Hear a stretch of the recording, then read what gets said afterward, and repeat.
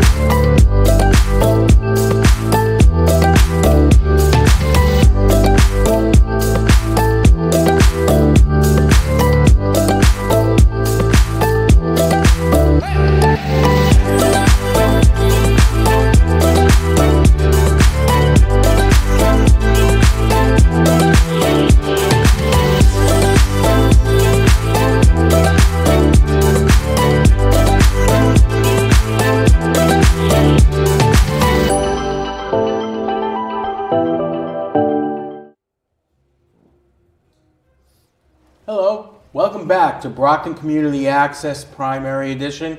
Today we're going to be bringing you the numbers of all the people who are going into the next round who have contested races. I mentioned there's the Governor's Council. We also have the Plymouth County Commissioners and, of course, District 11, State Representative Rita Mendez against challenger Fred Fontaine.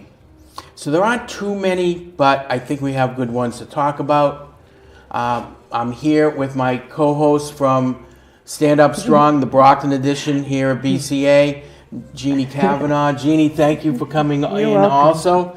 I know you're welcome. This is your time because we're both involved in politics. Yes. So we try to keep busy. Now, about the races, are there any ones that you're watching out for that we can talk about? Well, honestly, not really. Rita Mendez is my number one. I'm not even gonna lie. I definitely look forward to her and seeing what she's gonna do. Not only just winning. When I speak and saying looking forward to someone in hopes and goals, I definitely just already say they're gonna win. That's a little bit of speaking it into faith. Right. A little bit of prayer. No. Yes, but also Rhonda. I'm also looking at her as well. Wanting to see what can she be doing for our community. And Rhonda Nyman is running for Plymouth County Registry. Yes, Plymouth not County registry. Commissioner. Yes, so I definitely want to see John. what's what can we do. Again, our community definitely needs some kind of change, and we need someone that is going to fight for our community and some kind of hope. So that's what I'm just looking for, a difference. Someone that just wanted to see what they can do. Mm-hmm. A lot of people think, oh, it's the county commissioner. Oh, it's the governor's council. But when you really think of what they do, every elected position, even the ones that, you don't really raise flags about, is an important job if you look at what they're doing. Absolutely. One of the biggest jobs when we interviewed one of the people running for governor's council is they decide who the judges are. And as we're seeing in the federal level, if you don't put in the correct judge, and now I'm not saying a judge that agrees with everything. No. I look at it as a judge who's going to look at federal law, look at precedents. And I don't say precedent stays anything. If we have precedents, we'd have some of the pre-Civil War, Plessy versus Ferguson. Mm-hmm. That was precedent until someone said, no, this is wrong. But I want them to at least to look at it and be fair. Absolutely. And I don't think we're seeing that. I don't want to see that on a Massachusetts level. We don't. But, in understanding the community, going out there and talking to folks and getting to a real understanding on what's going on into the community, there's certain things. Again, every election is very important, no matter what it is, what area or what we're voting for. It is absolutely important. Everybody has a job to do, and when we vote for that person to do the job, our community looks beautiful. For me, why I am looking into that again is because of what I have seen in our community as of our school department needing some support within our judicial system. What I'm seeing is that we are having our young folks going into there being inside of a system that we can actually build some resources to support them. So what I'm looking at is some programs. There are a lot of programs out there, but we can still continue to build. There are a reading program for juveniles or young adults that within the court system that there was I believe it was Judge White that had created that program. So when I say that we need someone as a judge that can support us in our prison system, that can support us in areas in our court systems, not only into our police departments as well, when it is as a whole, we can fully be supported. So someone at the top coming down and being fully supported down, I definitely see why we need to vote in every aspect. And that's why I had to break it down the way I did, because some folks believe that's only the presidential election that we should be voting in. But these elections matter as of today, because everyone says that we want change in our community, but it's who we elect. And it's days like this that matter. Election day. For me, I'm very excited to even be here. I didn't know that I was coming on live TV today. You know, I thought it was a recording, to be honest with you, coming from work. But, you know, this is, again, an amazing opportunity to just get out there, not only to vote, but Ed, tell me, when you voted, didn't you feel the power that you had just to say, hey, now I can hold that person accountable? And that's what we can do. We're seeing in our community those that really need the help beginning in our youth. Again, our youth are going into the criminal system because they're taking drugs, what they should not be doing. They're committing crimes. We need to educate them. We need to inform them. We need to put those resources in there. So if we vote those people in there, the right person, definitely we'll start to have those changes. And that's what I'm looking forward to within Rhonda. And that's why on how the Governor's Council is so important. And one of the questions I had is, I've noticed that, and it just happens because these are the people, the judges who were lawyers were corporate lawyers. But those are the ones that have the money behind them and everything. But it's why it's up to the Governor's Council to make sure we get judges who are in juvenile court. Also judges who were public defenders, who will look at, and having corporate, I'm not saying anything about that either. We can't have them. No, we can, but we have to have a good balance to make sure, because I think judges talk. Come on, we know that. Judges do talk, but we also can't limit them. And I think I just want to say, I think the Supreme Court used to be like that, where they used to talk about it. Now they have just two different factions that I'm surprised they're not running around, you know, shooting paintballs at each other. And they could be, but no, I'm not surprised, because it's just, when we had the war in court, I know I kind of jumped, but we had the war in court. The rulings went like 50-50. It went from either the worker or the corporation. But you kind of got the feeling that they were looking at it equally, looking at it individual. Now with the Roberts course, it's over 80%. It always goes corporate, and it goes the opposite against the common worker, or someone who's bringing their job over because they said they were fired illegally.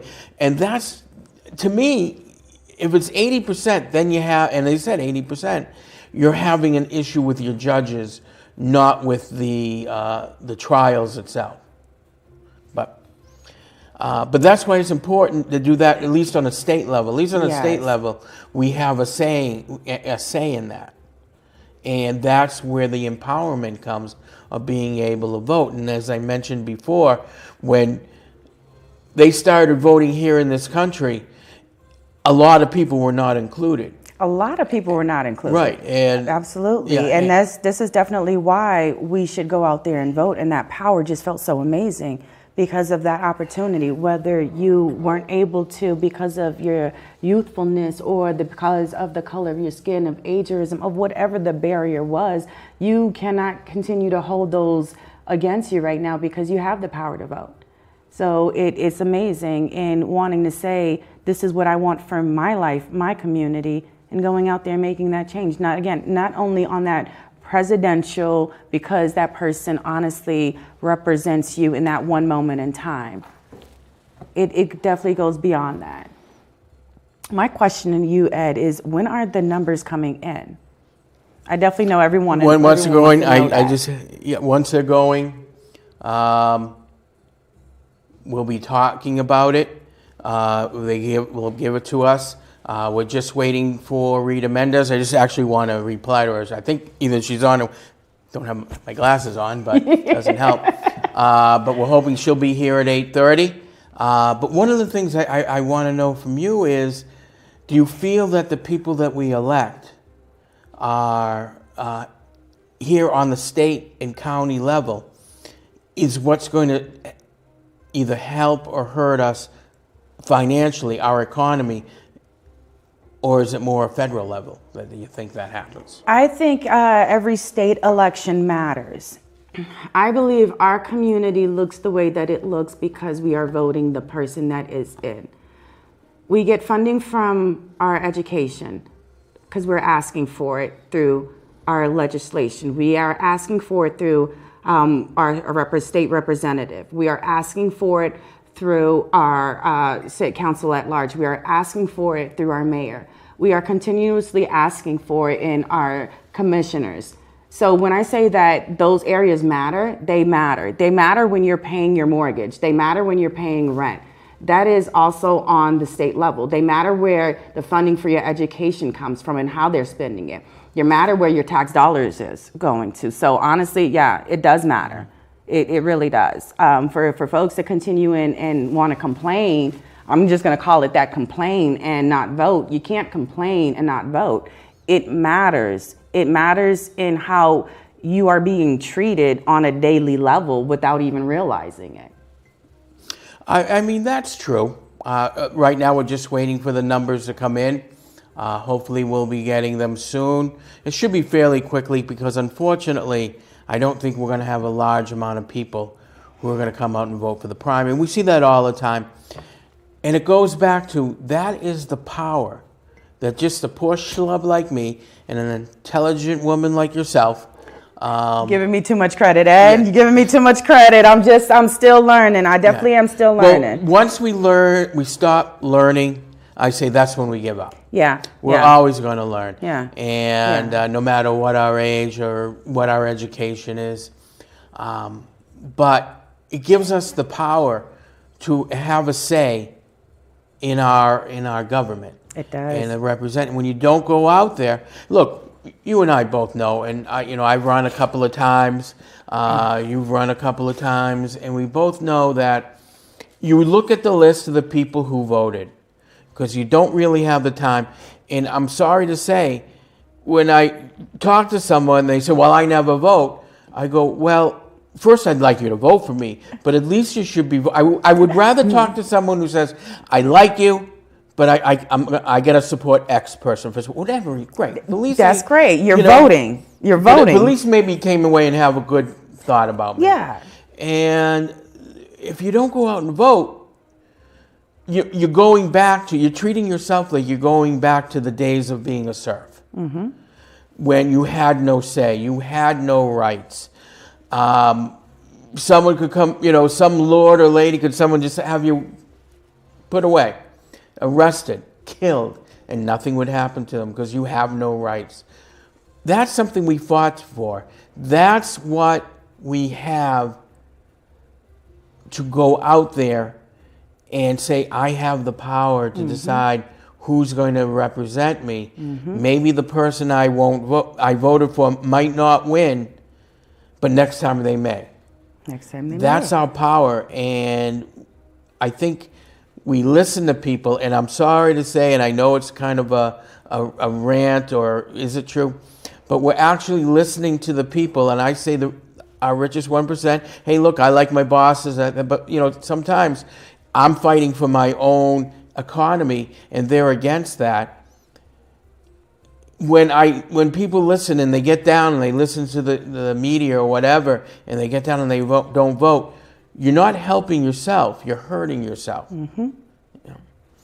That's all, I mean, I certainly would like to hear your opinion on that. I definitely agree. For me, it's not only just who I am as a social worker and why I ran for office.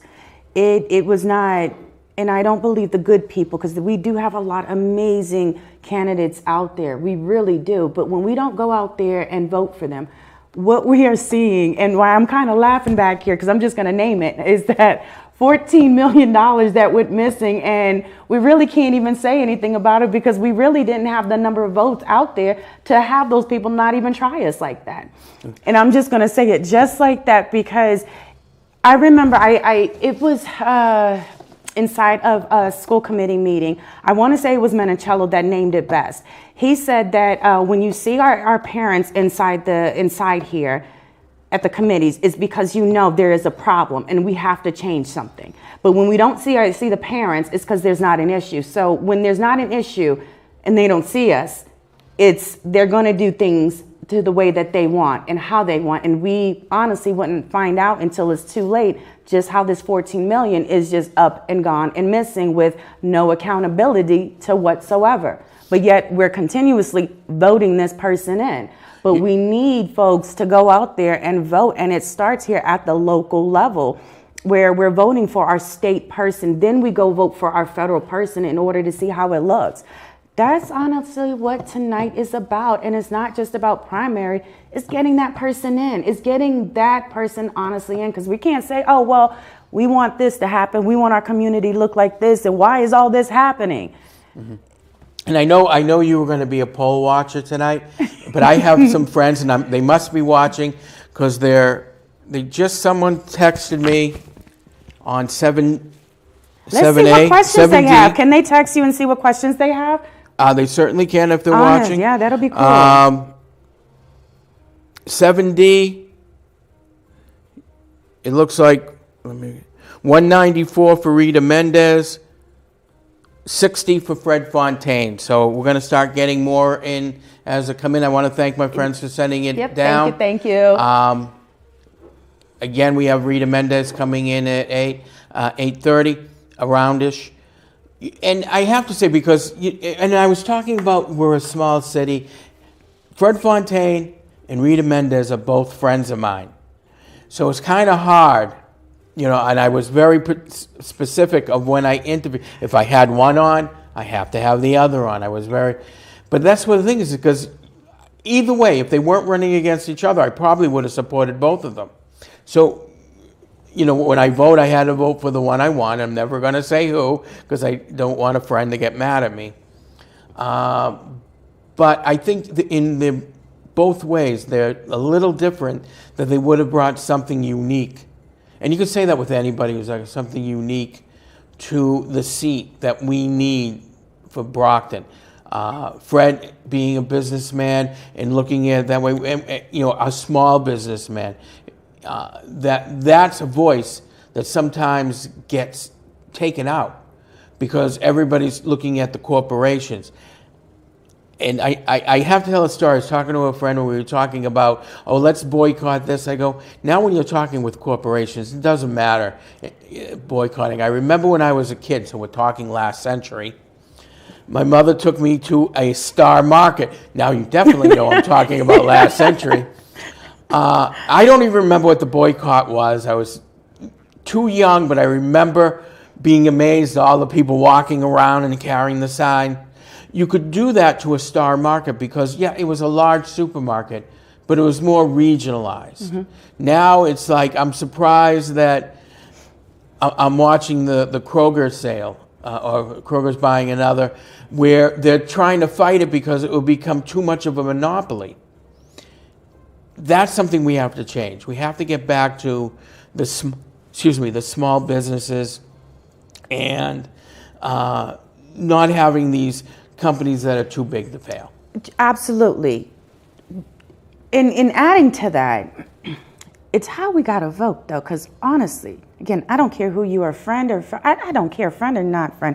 I'm not voting you because you're my friend. I don't care. Mm-hmm. No matter how you feel, feelings are not in my ballot casting. I can care less because you don't pay or do anything for me when I go to the ballot. And my ballot means it's my ballot on who I decide to vote. But what I was hearing from Fred was that it was him not going out into community, fully understanding and hearing the community, even when we were asking. That's why it's important, honestly. I really love the Hub and a couple of other of our social media platforms where it gives us opportunity to share ideas and share how we really feel. It can get a little bit wild, but it definitely have a lot of great people out there with amazing opportunities and ideas. If we were really to hear them and put these opportunities into places, when we cast our ballots, and it would have our community really looking different, really supporting us, really how we want it in our true authentic self versus other folks coming into it and changing the dynamic of it in something that we are not. What I seen into Brockton when I first came in was something a little bit different, into folks that are true Brocktonians moving out. And for me, I honestly gonna say, I really love that. I want to come back to that because I'm going to disagree when you use the term true Brocktonians. True Brocktonians. But we're going to get back to Champions. that. Yeah, but same thing. But we're going to take a quick break right now. We're going to be back right after this. I'm Ed Miller here with Jeannie Cavanaugh, and thank you for watching Brockton Community Access and waiting for the updates on the people making it into the next round. We'll be right back.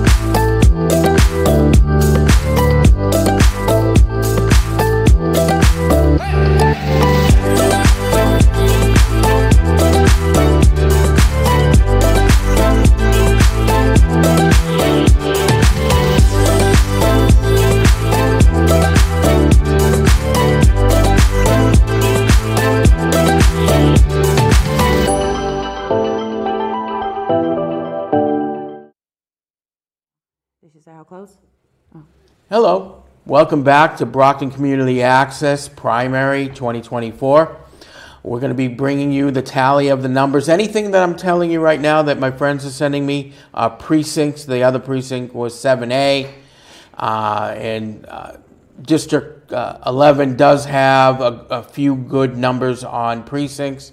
That's why also we're waiting, because Rita Mendez text is running a little late because she's trying to get the tallies. But let's also go back, even on the primaries, get involved. You know, this is the constitutional right that was given to you and which your family fought for. Unless you were some rich person back in the 1800s, 1780s when they started voting, you were probably not allowed to vote. And remember, you couldn't vote for your senator till, I think, if someone wants to correct me, I think it was the 1820s or maybe even later after that. You didn't have a vote on that either. So when you don't vote, the only person you're hurting is you and your friends who are in the same boat as you are. That's why you need to get involved. And if you want to say, I see for so many people, and almost like talking to someone who's broken, that my vote doesn't count. Well, it only doesn't count when you don't vote. It only doesn't count when you don't get involved. One of the things that I remembered when I was talking to an elected official, so we have some numbers coming up. If you can read that. There's no numbers yet. Oh no, Yes. no, okay. They're saying, I say 00. Again, without my reading glasses, people, but we'll get you the votes numbers as they come in. But going back to where you said the true Brocktonians, anybody who moves into Brockton, rents, buys a house, makes it their home. I don't care if they've been here a month. I don't care if they can trace their family back 5 generations. They were all true Brocktonians. And I think sometimes, and I get... No, because your opinion is your opinion. Because what I believe is what I believe. And when I moved here, what I seen was folks that was born here that had a fight in them. It was a strength in them. Every culture comes with a different volume, a different strength.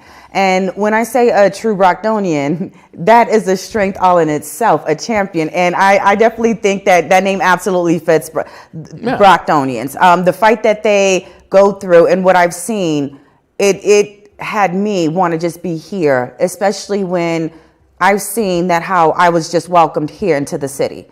I definitely love the fact that I purchased my house here, and even my neighbors. I love my neighbors. I absolutely love them to pieces.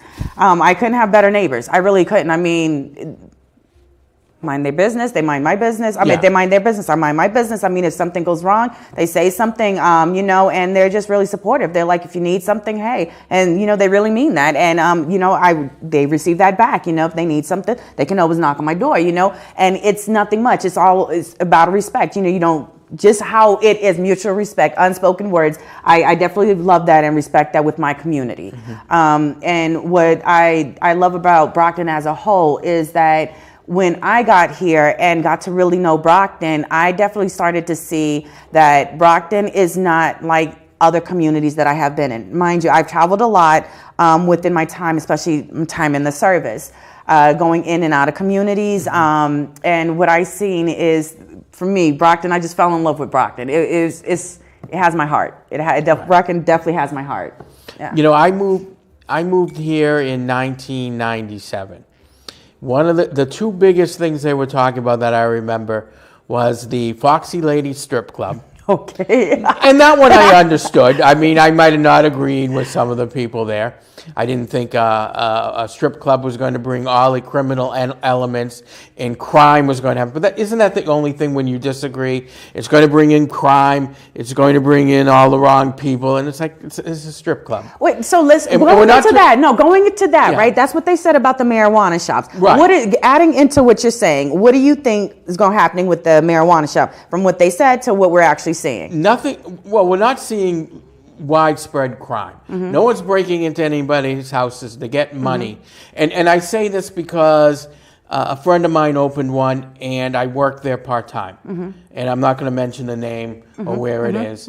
But so I work 10 hours a week. But you know, people was always saying, you know, if we do this, this is going to happen. But you know, what is your opinion? A criminal element is not walking in. Fortunately or unfortunately, I even recognize some people, which is fine. As long as, like anything, it's like alcohol. Don't take it and then drive. Go home and do what you want. We're looking at something new. But yeah, we're not seeing any of the crime. We're not seeing people are leaving the city widespread.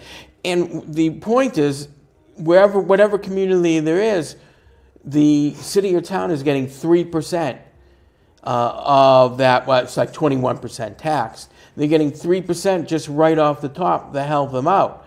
Now, our city should put it in the bank and save it for the schools, but that's my opinion. I definitely agree. Or the seniors, because they need a lot of help, especially where they're living. And I would love to see, as much as we talk about seniors, I would like to see their home taxes get cut even more, especially the ones who are retired but still can stay at home. But voting people will help you if you get the people for that. And talk about voting, I'm going to just give a shout out to Lynch because one thing that I definitely see is he loves his elders. I seen how he always, you know, during election, not only then, he's just really supportive and involved. Oh my gosh, always involved. And that's Stephen Lynch. Yeah, you know, I just want to say, you know, to those that are actually running, and that it's not just here on election that you're trying to go out there and get their votes and saying, here's a little vote for me gift. But you're actually out there during those times that matter, just listening and being your true authentic self in listening and genuinely wanting to make some changes. Knowing that, you know, you're not Superman or Superwoman, but, you know, you can actually try to do something. Even if it's just having a conversation with other officials, you're trying to see what matters. So even those that want to sit down here and say, well, it doesn't matter, you're voting for me, I don't have to just communicate or network with other public officials. No, you need to build. You should be having these tough conversations with other public officials. Did she just walk in? No, Or we no, gotta no. go. Okay, yeah. So, but honestly, you know, it really should be a networking system and having these conversations. That's what I think voting is really all about, and it's not just an I thing. You voted for me, myself, and I, but it's a community thing. It's let's partner up and sit down at a table and let's have a conversation. Whether you are not the one that's voted in, but why not have a conversation with all the city's public officials at the table and hearing what the community has to say and seeing what kind of solutions that we have, because we all have different disciplines and we bring something, and honestly hearing something and being at the table and wanting to build, that is an amazing opportunity that we have here in Brockton. And honestly, we are really losing out by not voting these people in that are honestly doing this. Such as John Williams, Jamal Brathwaite, Tina Cardosa. I mean, a lot of these folks, we could have, there was another one, Jimmy Pereira, another amazing one. They were not selfish in who they were. They were really authentic in community. Could have voted them in, we wouldn't have been having no $14 million missing. I could have probably told you that right there. Just, you know, just my thought. Yeah. But, it's definitely something that we have to take serious. Yeah. We have to be more serious about it. For those that believe that the apocalypse is happening, or, for those that believe in the world is coming to an end. Yeah, it really is kind of that when we don't vote the right person in, because now our education system is crumbling. When our education system is crumbling, guess what? They're the ones that's going to be caring for us, the ones that's voting right now. And the nursing system is, not something we really want to depend upon, So when we don't have our child educated, what can our child really do for us? Not trying to bash it, but education supports in many ways. Well, education is the most important thing. It should be economy, education, and we can mention a few right after that. And when I say the top five, they're all interchangeable, because they are. Top five. But when you start at the root of it, it's education. Because if I have an education, I'm now pouring into the economy in a different way. I'm now moving from the lower poor class to now the middle class, and we're now stepping up each milestone. It's also with education, you can continuously step up. And that's exactly right. And why do people want to destroy the higher education, especially higher secondary education now?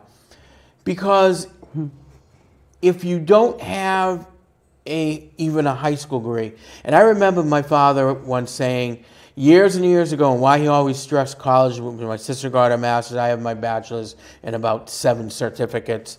But one of the things he said, when he was in his prime, you needed a high school education.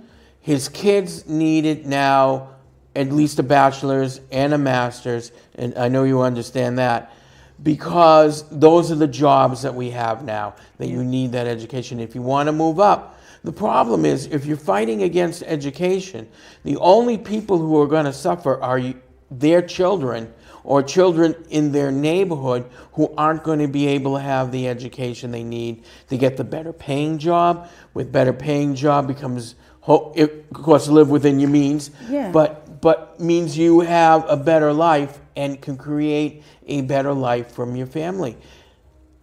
And when I say just high school, people who go out and become tradesmen and get those licenses, my thought. Yes. It's the same thing. It isn't like you just go out, get your high school degree, and you can say you're a plumber or whoever. You have to be certified. And believe me, I know a few of these people, and they have to go the courses a lot. They have to know all the laws and bylaws that were created, and they have to know everything. Because one of the things is I deal with, as an admin, I deal with people who ask questions. I'm trying to answer it. I go, but I probably know 20%. You need to speak to the inspectors who know 100%. And they have to have that education. They do. Anything you do, you have to have a higher education than high school. And this is one thing that I loved about how Rita was fighting for, or was talking about the opportunities with Massasoit providing a college education. But honestly, I'm not going to say honest. Well, but we need access to those types of education as well. It's not just a college degree, because some folks, they don't, that's not what their passion is. It's inside those trade schools. We need access to those. We need access in language to those, because it's not just, we have an amazing trade school right here in Brockton. It's big, it's beautiful. I've been in there and asked questions. Problem is number one, is the access to that. The financial aspect to that, the language barrier access to that, is the information out there to that. They need that access.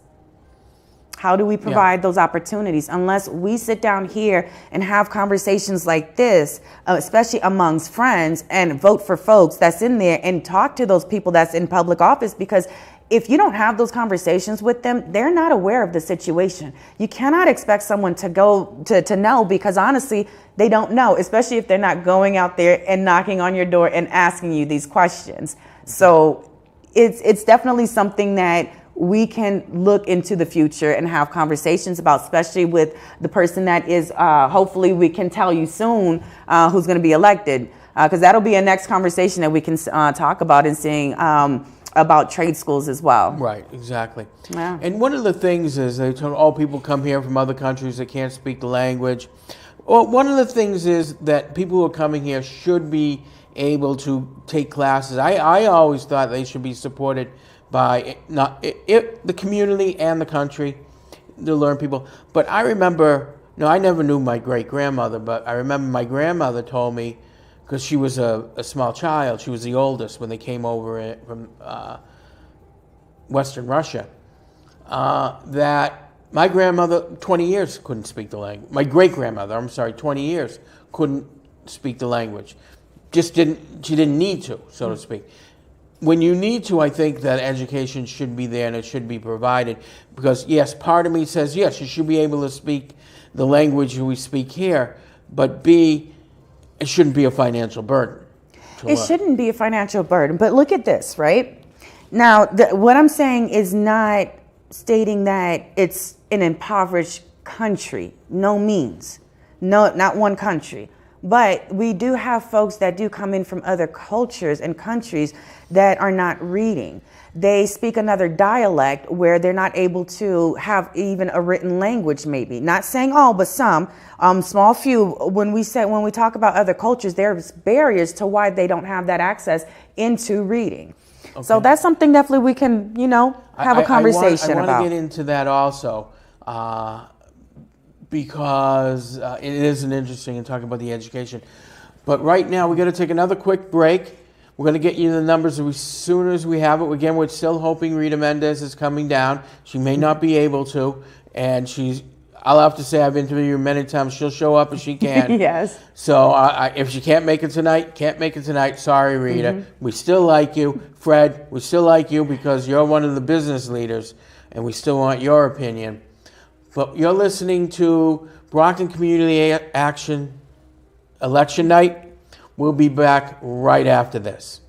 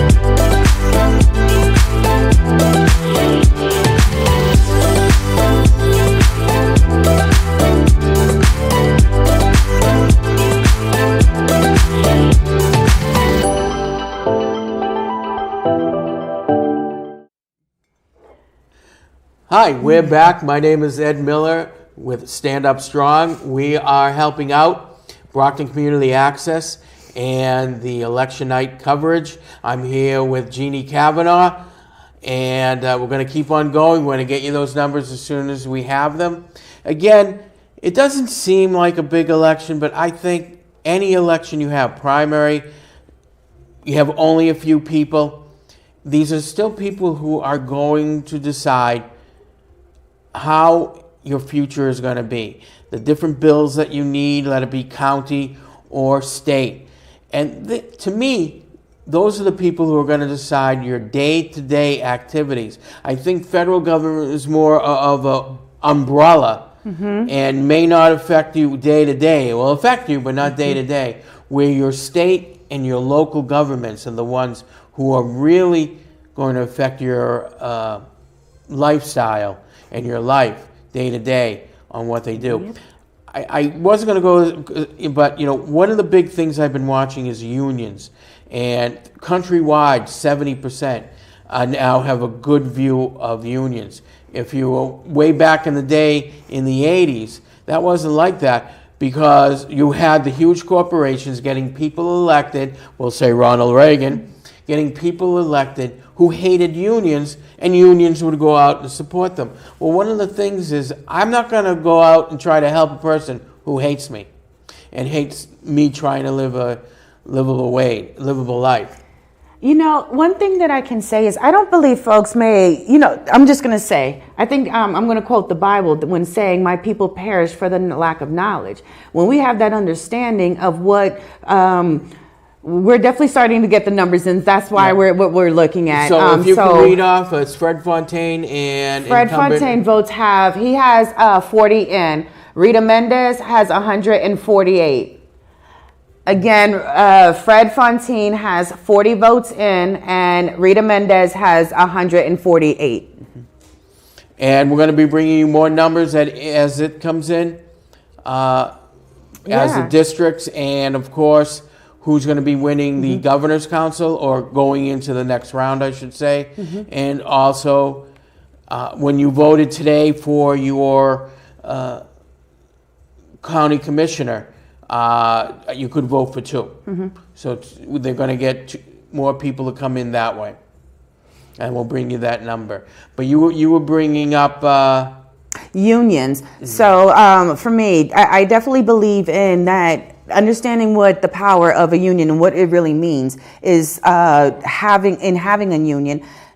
That definitely would, for me, it's a winner. Having the power, having someone that supports you, someone that advocates for you and with you for your right, better pay, better opportunity, better benefits. Why not have someone that supports you in advocating and protecting you and your rights while you're out there being employed? I definitely understand that some folks are definitely hesitant about it and some of their fears. But so far from what I'm hearing, I haven't heard anything that would make me say, okay, or question or say maybe that's hesitant or questionable. To me, everything is, it's the lack of knowledge that if they fully understood what a union is and how they support them and their community, they would actually be and want to be in a union. For me, I've always wanted to work. For me, I've always, no lie, I've always wanted to be part of a union. I just haven't had the opportunity or just haven't found a place that I honestly wanted to work that had a union, or had people that wanted to fight and be part of a union. Again, it's losing out on wanting to be in a union. That is a weapon for you. Again, I don't believe in laziness, but for those that need that protection in some of the things that you do while you're on the job, I'm not going to say it's right or wrong because who am I? But a union definitely does support you in advocating and making sure that you have a paycheck at the end of the day and coming up to pay your bills. So if we didn't have unions, we wouldn't have the benefits that we have. One of the things is because of unions way back in the day, we have the 5-day work week. We don't think about it, and I think this is something that should be taught in schools. Is what happened before we had unions. Yes. And we don't talk about the people who lost their lives trying to...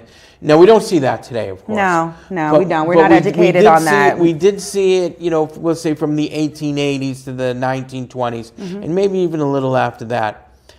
But before that, on average, the regular worker worked 66 hours a week, 6 days a week. You only got Sundays off because that's the day you went to church. But they worked an average of 66 days, 6 days a week, so it's 11 hours a day. You didn't have your vacation, you didn't have medical. If you were hurt on the job, they would just push you out the door. How they say, c'est la vie. Yeah. C'est ça. That gives you it also gives you a say on what you need. And I look at it this way. If any business out there says they can't make a living because they can't make a profit because they're paying their workers, if your profitability, if your red and black numbers are there and you can't make a profit because you're paying people, then it's not the people you're paying, it's how you're running your company. Absolutely. No, Absolutely. And I do agree when they say, well, if we have to pay our employees, the top 1% of your company, the CEOs and all the CFOs and all that, and the executives on the board aren't going to be able to make, well, that's true. They're not going to be able to make the hundreds of millions of them. And I said it earlier today. I have no problem someone buys something at an auction. I don't care if you're up there and you're going to buy Elvis's underwear for $1.2 million. But you want to know something? I need a livable wage. And if you have $1.2 million to buy a Rembrandt, I know I wanted to be funny. I said Elvis's underwear. Which was actually very funny. But no, you want to buy this, you have a right. But you want to know something, when you're taking the food out of your workers' family and their mouths so you can do that, then you're the problem, not your workers. You know, and to add on top of that, the perception or the stigma around going into that is because you don't want to pay the person. Now the person got to go on welfare because you're not paying the person enough. So now they have to go on welfare, and now you're creating more of a problem for them. Because they don't exactly. Make it. Yeah, and then people complain about food stamps. The healthcare system already sucks. We all know it, you know, and so now we're creating more of a problem. I mean, look at how we're eating. Look at the food system, and we're closing down a lot of our grocery stores. And why? And this is why we need to have someone that's in our office that's going to bring local food. We do have a couple of little farms within the area. They're actually pretty amazing. Y'all definitely need to go check them out and support them. You know, this is contributing back to how you pay us, because if we can't afford it, that's hurting us, and we have to buy those pizzas because the pizza is cheaper than buying a whole meal. A salad. You know, exactly, or even some vegetables, some rice and macaroni and cheese. You know, you'll buy the common stuff because it's cheap, but you won't go into deeper vegetables because it's kind of expensive. Right. Because I'm not going to lie, I'm a vegetarian, so I definitely know the prices of vegetarian meat or food and all that, the fake meats and all that. Not that I eat it, because that's another thing. But, you know, why is it that people have to suffer because you don't want to pay us, because you want to sit down there on top of millions getting richer? And we're not saying, like you said, can't buy Elvis's underwear, but pay a livable wage so we don't have to suffer and go on welfare and create more of an issue and just hate our life at work. And Mike Brady's just coming. Actually, we'll call the race for Mike Brady right now. But is it 163? He has 163 with 2 write-ins. So right now, and are those the final numbers or district? It does not say if it is the final numbers, and I believe that number for Mike Brady was 163 with 2 write-ins. Yeah. Now I'm interested in who the write-ins are. Yeah, because I hope they had a sense of humor. Elvis's underwear, it would be one, you know. But be that as it may.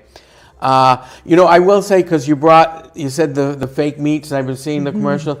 I'm going to say, if it's healthy and I buy one that's made of vegetable that tastes like a steak, well, first of all, how'd you get it to taste like a steak? That's what I'm saying, you know? Ed. But that is questionable. If it's healthy, I mean, half the stuff we eat that's supposed to be healthy is really not healthy. It is not. You know, so I would eat a fake steak if it tastes like a steak. Definitely. Listen, so I'm within the age of able to remember that meat does not taste the same. So I want to say it was maybe during the time of 2000s, early 1990s, where I noticed that I started to taste the meat and seeing the meat looking different and tasting different, where they started to put injections into the meat. I remember when I was living in New York, it was a market called Seatown, where I just really started to see the difference, because my mom had me going to the grocery store very early in age to teach. So, showing how, having to show my mom what I bought, she would tell me what the difference is. And so, she was just like, the meat tastes different, and showing me the differences. And next thing you know, we started seeing like little needles in them, needle marks in them and stuff like that. So I'm definitely noticing that. Okay, so we definitely have some more numbers, and we have Robert Staten Creedon. He has 163 votes with 1 write-in. And this is for the Plymouth County clerk. Yeah, clerk of courts. So, and those are the things you have to watch out for. Absolutely. So, meat, not only meat tastes different, a lot of things do taste different. Some folks say that they're not able to actually process it right. Some folks had to go from eating regular food to eating gluten-free food, or, eating it differently and making it more based from scratch. Yeah. Oh gosh, I miss those days. I really do. I'm not saying people can't cook in restaurants, but my God, I really do miss those days. Not saying I don't cook at home, but it's different when folks cook for you, but your mom cook and it's authentically scratch versus, You're cooking for a small amount of people, and if even a basic cook, I mean, you go to some fine restaurants, restaurants are there to get out of the house. Yeah. Get your family out of the house. Whoever does the cooking in your house, they don't want to do it. Let's go out. Let's go to one of the local restaurants. So we have the Plymouth County Registry of Deeds in. We have John R. Buckley Jr. His votes is 163 with 164. Again, John R. Buckley Jr., 164 with 3 write-ins. I think we can call the race for John Buckley Jr., who's been our Registry of Deeds for I don't know how long. And he really, when he came in, modernized it. He was the one who said, we have to do this. And I don't want to say people fought him on it, but when you have to modernize the Registry of Deeds is not a cheap thing to do. But you have to say the information is safer to do it that way than the old way. A lot of people get used to it. That's why I know to do it. I'm the same way. When you say, oh, they're going to bring in a new system. No! But sometimes change is good. But then you get used to it. Yeah, and then you get used to it and you say, how did I ever do my job the way I'm quicker, efficiently, less mistakes? Yeah, my boss is laughing right now. And it helps. It does help. You just have to, and as we get older, come on and admit, it isn't that old dogs can't learn new tricks. Old dogs don't want to learn new tricks. But once you get used to it, it's a great thing. And as much as I still say Skynet's going to take over the world, I like its help, at least with my job. So we'll see about that as we're watching the numbers come in. Going back to unions, and look, no one votes as a monopoly, so to speak. I have union friends, and as I said, who's going to help my economy? And I'll tell them, look, you want to vote for who you want. I have a good friend. We always joke around. We talk. I just things that I do. I see him a couple of times a week. And I know he's not going to vote for the same person I'm going to vote for president. And I said, that's fine. Mm-hmm. I'm glad we can still talk. Mm-hmm. And a lot of friendships and families have broken up over that. Mm-hmm. But I do tell them, at least one thing. And you tell me one thing that I can't mask about the person. Don't tell me X is for unions. Mm-hmm. Don't tell everything in X's past shows the opposite. So I always say, don't go pissing down my leg and tell me it's raining. You want to vote for the guy, you have a reason. Well, now you know. You have a reason. I'm going to vote for the other person. I have a reason. Let's still remain friends. All right, we have some more numbers in. We have the state senator, 2nd Plymouth and Norfolk District, Michael Brady, at votes 412 with 4 write-ins. Again, Mike Brady has 412 votes with 4 write-ins. And again, we called the race for him because he was running unopposed in the primary, and I think also in the general election. One of the things is kind of hard because, and I just to let people know, if you don't know, I'm a former legislative aide for Mike Brady, so I worked with him. He's older than I am, not much older, and I couldn't keep up with the guy. The guy was out at 7:30 in the morning. You're finished at the end of the day, and you're wondering, you can't keep up with him. So one of the things is you call him, and he'll call you back. It's one of the reasons why he's so well liked, not just here in Brockton, but other communities and up at the legislature. And one of the things is, I think that's why we see people don't run against him, because we know he does a good job. And being a supporter, I'm going, thank God no one's running against the guy or woman I'm voting for. On the flip side is, I would like to see more people involved and at least run. Absolutely. And I'm going to talk about, I definitely want to talk about that, but we have John Staton Creedon he's Plymouth County Clerk of Court at 404 votes with 1 write-in. Again, Robert Staton Creedon at 404 votes with 1 write-in. And we also called the race for John Creedon, another person who's always been there for the community, and was also before before Tom Kennedy, he was the state senator that we had representing us.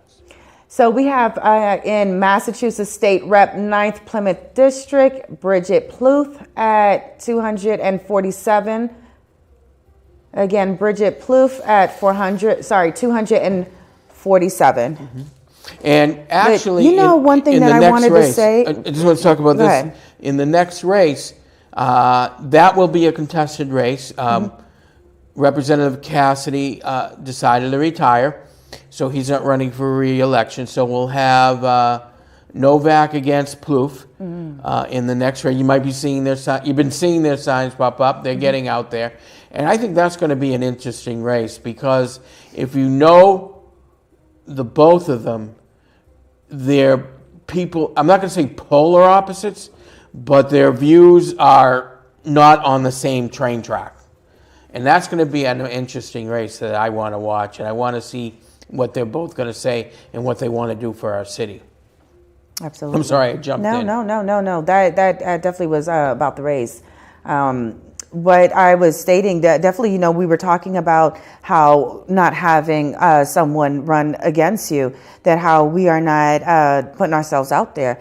I definitely think that we have Plymouth County Registry of Deeds, John R. Buckley Jr., his vote is in at 412 with 3 write-ins.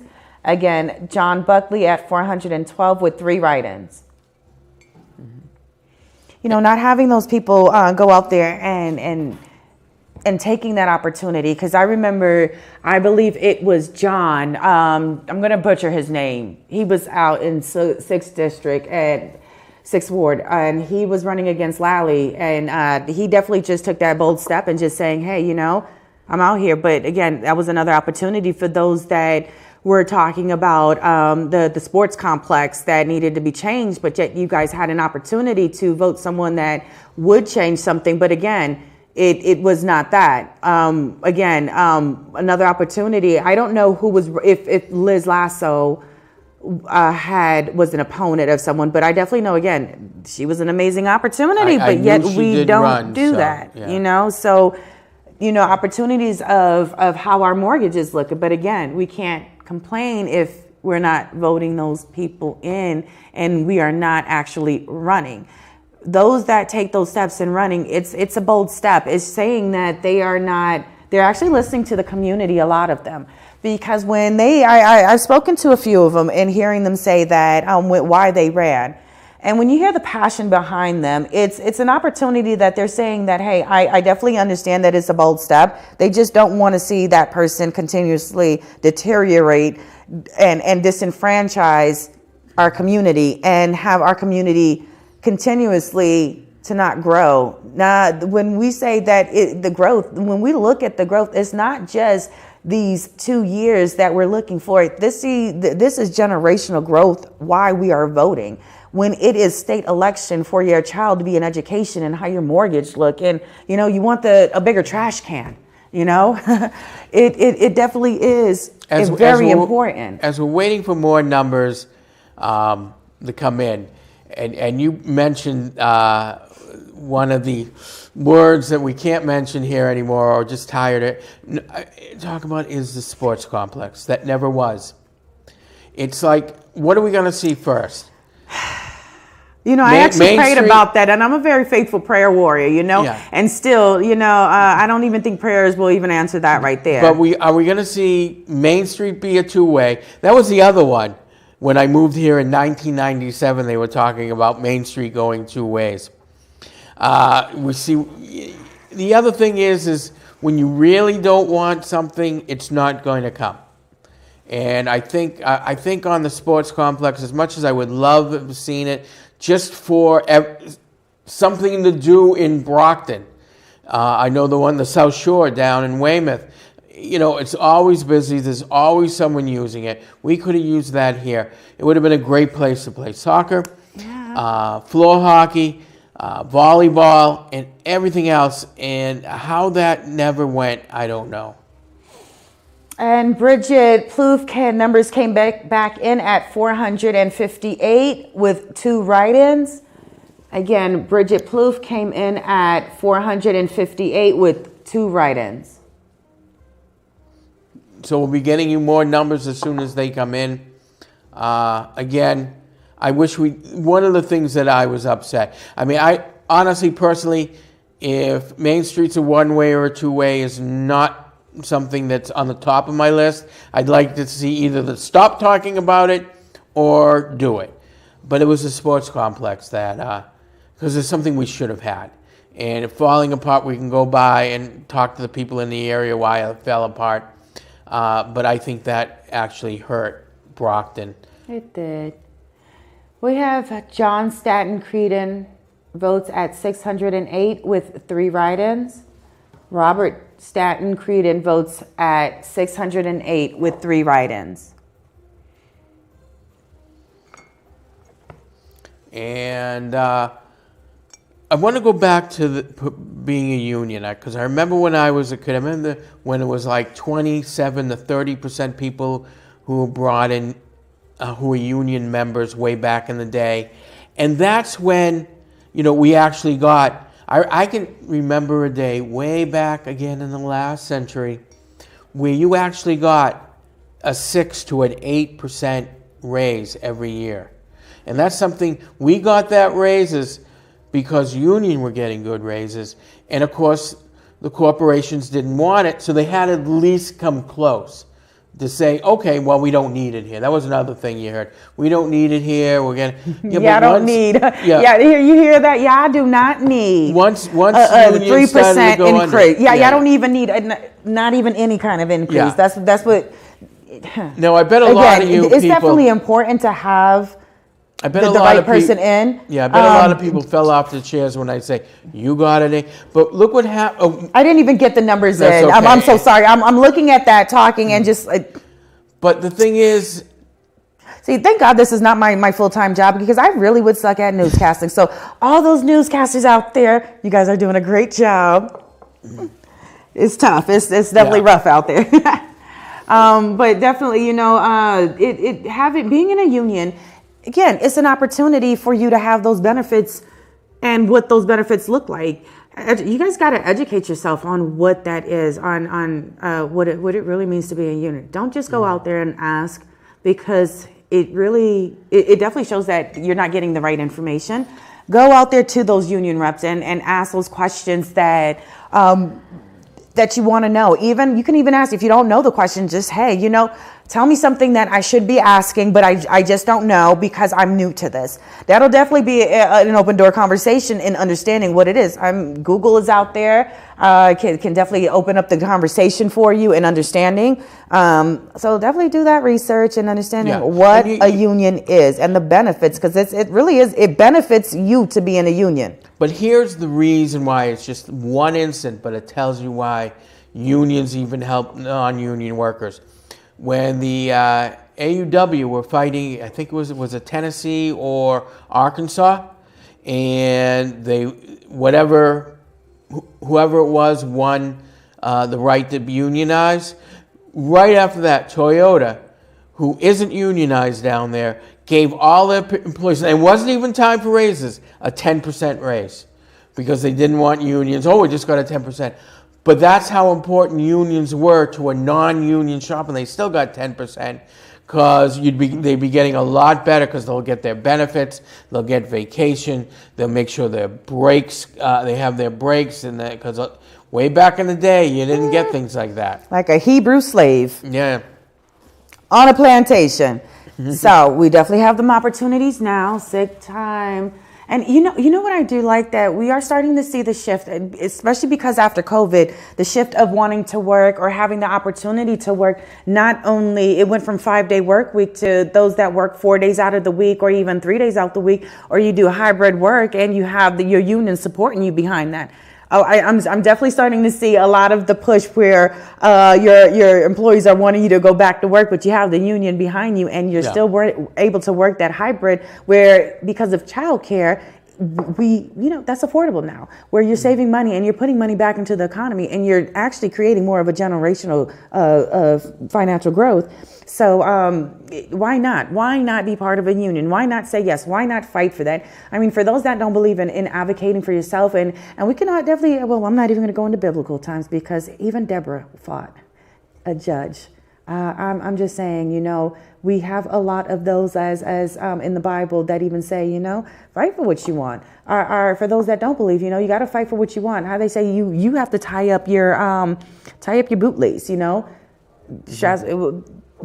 Definitely got to do that. It's something that supports you in wanting to make a better life for yourself. As we're talking, and we're still waiting for some of the numbers to come in, I was talking to someone earlier, and let's talk a little bit about a presidential race. A lot of people say, I think that's a race that's going to affect the country, let alone. One of the things that worries me, as we were talking about Project 2025, and it's funny because some people are trying to pass it on, it's like a conspiracy. Well, no, these are the people who worked in the previous president's administration. These are people who are going to be working for him again. Mm-hmm. And I'm going to say, as much as he says he knows nothing about it, 2 years ago he knew about it, so he does know. But the scariest thing is, and it's why you have to watch out who you vote for, is how they're saying they want to let go 50,000 civil service workers who we need, who have jobs, and because they want to get people who are loyal to. Well, here's the thing, and the way I look at it. If I was sitting there being the regular just employee doing my work, and they're saying you have to be loyal to the President of the United States, and that would be Donald Trump, you have to sign a form. Yeah, I'd sign the form. But then again, now I can't say anything. And I have to watch out who I talk to, because I don't know if they're going to report me. And believe me, they're talking 50,000 people let go. I believe it's going to be a lot worse. And the other thing is, okay, they let the people go. They bring in people who are loyal to him. But what happens in 4 years when they have another election? And let's say the other person wins. Are they going to let everybody go and hire other people, again, who are loyal to you? This is why we have the civil service. This is why a lot of times when you talk to people who you don't know who they support in government, who have the regular jobs because they just want to do their jobs. But that's one of the reasons why people came from other countries. Because, again, they had kings and queens and lords and ladies and all that. But if you weren't part of this, under their rule and you weren't part of their religion, you weren't able to work at a governmental job. And that's why a lot of people left, because they didn't have their freedom of religion, but they couldn't work either. And again, I say this all the time. No one leaves their country of origin to move sideways or to move down. You move it because you're so desperate, you're at the bottom, and you ain't never going to get better. And you're not going to be treated fairly, and that's why people come here. That's why they still come here today.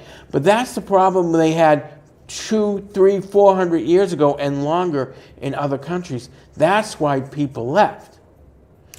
And will that happen here? I don't know. But are you going to say, oh, we're going to let people go, 50,000, 100,000, 2 million, whatever the number is? But one thing that I'm going to say to that is that, now, if I knew who I was going to vote for, I definitely would say I honestly have no clue, because I'm a person that I am for my country. What's best for my country?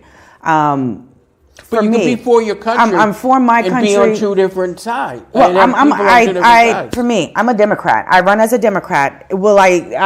We have votes in for the state rep 11th Plymouth District is Fred Fontaine at 237. Rita Mendez is at 888. Again, Fred Fontaine at 237. Rita Mendez at 888. Okay, and we're going to know if those are going to be the final or more precincts coming in. And we'll get that back to you as soon as we can. We were talking earlier about the importance of union. Massachusetts is a strong union state. We're also either 6th or 7th. When I say richest, it means... We do have a lot of wealth here. Yeah, we have wealth and we have good paying jobs. Yeah. And we fight for good education the minimum as well. wage. Really good education system. So that's what makes us wealthy. We have countries, what about states, who are at the bottom 10 and don't seem to want to grow. And, I bring up Wisconsin. Wisconsin's not one of those states. But the problem is when they elected Scott Walker, he decimated the unions, decimated the public unions, which were probably the only ones left, and who had to fight back. The UAW was strong in Michigan and in Wisconsin. And they're fighting now where they're starting to see the raises go up. But before that, and I'll say it again, I say this a lot of times, don't expect getting something the people who are fighting against your economy. I always say it's my economy, your economy. That's how you're voting. I'm not voting on the economy overall, because if you make my economy better and the people who are just like me, the economy is going to get better. The economy is going to get better. You as a person is going to get better. And that's definitely why you vote per who you vote for. To me, in my opinion, it should not be about, for me, it's not about party. It's about who's best for my country. When we talk about, yes, immigrants do come here, and what some people are, or what I feel, what one political party, where it comes from, and trying to understand them, is that what happened during 9/11. I definitely see that, from my opinion, since 9/11, we have not had our borders secured. We actually have no clue who is in our country. Why not want to secure our border? Why not have the influx of migrants here at some kind of limit? Because look at what is happening here. Our land is not as conducive in housing. So right now we got the numbers in for for State Rep 11th Plymouth District at Fred Fontaine at 368. Rita Mendez vote is at 1,430 with one write-in. And we'll still bring you numbers once we know the final tally is in. We'll have that for you, especially on that race, the only contested race. And what you were talking about before is true. Yeah, to be honest with you, when our community definitely can be better supported in how we allow people to come in with organization. It's not saying we cannot have people in, it's how we have people in with a secure border. We are like the only country that don't have our borders secured. So I definitely understand the concerns, especially when we see that the Venezuelan have been inside a community. And I don't know if this is true, that on social media that the Hells Angels are definitely going there to support that community. I don't know, but I can't say what I want to say about them on TV, but it's everything amazing. Always loved them, thought they were bold, and just really, if it is true, definitely really appreciate that, because again, it is our community and we have to fight for our community. It's not saying that those from other countries cannot come here. We as a country need to be more organized in how we have people here, because what we are seeing is that for those that are here, we have no housing right now. For those that are born and raised here, they cannot even go to the shelters right now and say, hey, I need housing with me and my children. Again, and it goes back down to being employed. Okay, so we'll bring you more numbers. Hopefully we're coming up to the end. My name is Ed Miller. I'm here with Jeannie Kavanaugh. We're going to take a quick break right now, get some more numbers for you, and we'll get them to you as soon as we get them. You're listening to Brockton Community Access Primary Election Night 2024. We'll be back right after this.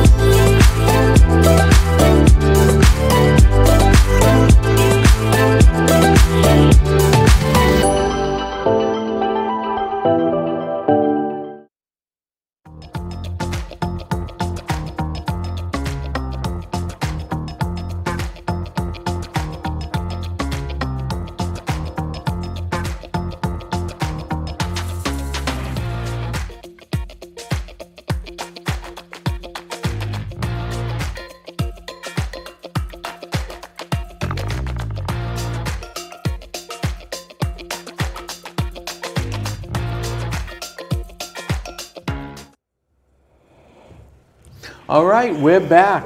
I'm Ed Miller here with Jeannie Kavanaugh, and you're listening to Brockton Community Access 2024 primary. We're going to have, the last numbers are coming in right now. 7B for Rita Mendez and Fred Fontaine. And I think these are the numbers that we have for all of District 11. For Fred Fontaine, we have his votes in at 457. For Rita Mendez, we have 1,659. We have one write-in vote, and it is unofficial final results. And that's also, I would say, like almost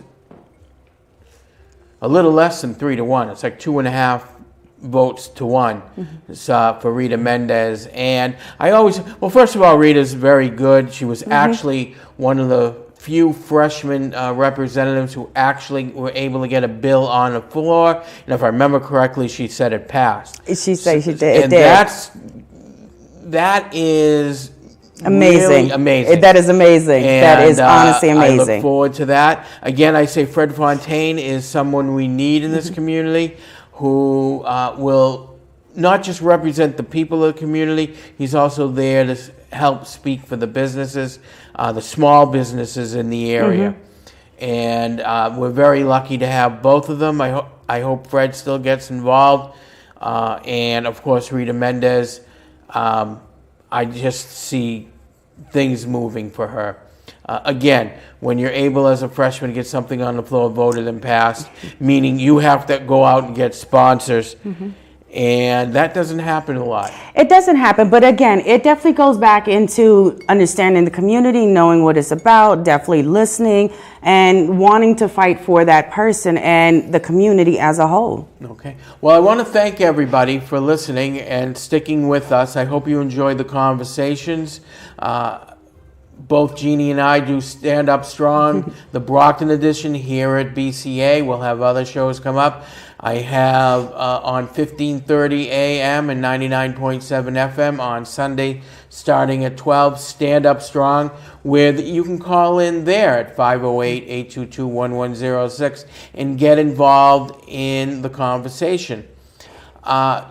Believing what you believe in and not speaking about it is not helping. We need people who will act professionally, act responsible, and understand people do have other opinions, but let's talk about the issues without throwing insults at each other. So for everybody here at Brockton Community Access, thank you for listening. Hopefully you liked our conversations on Brockton Community Access 2024 primary. Hopefully we'll be back for the next election, which is our presidential election. So remember, get out and vote, because if you want to keep what we have and get better, we have to elect people who will represent us, the middle class. Have a good night. Again, we'll see you in a couple of months.